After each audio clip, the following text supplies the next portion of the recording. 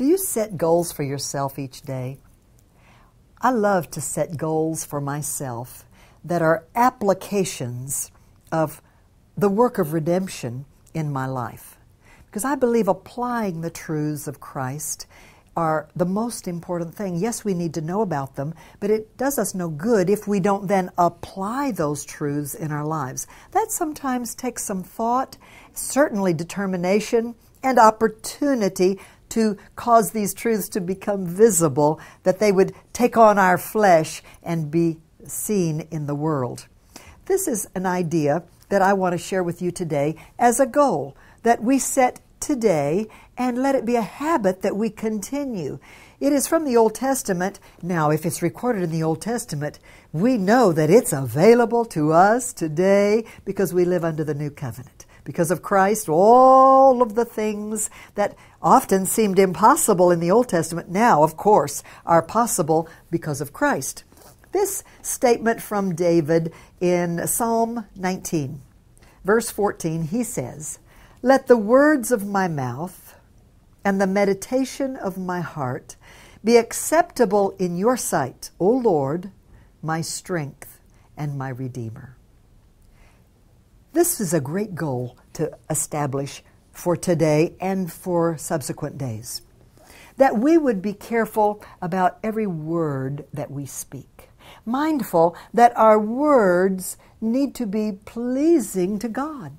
That He would approve of our words. Our words influence the lives of others. Our words are like seeds that are planted in the soil of people's lives.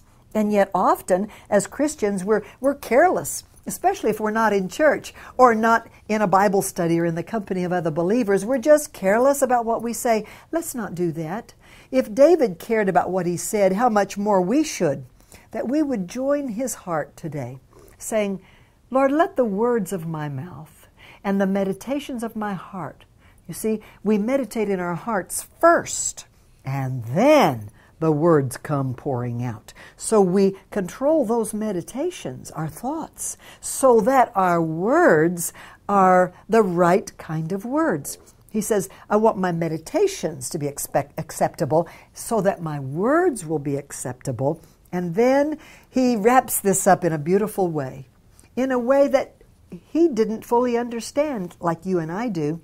He says, I'm asking this because you are my Lord, my strength, and my Redeemer. Do you hear the power in that statement? Do you know that because of Christ at the cross, you are the redeemed of the Lord?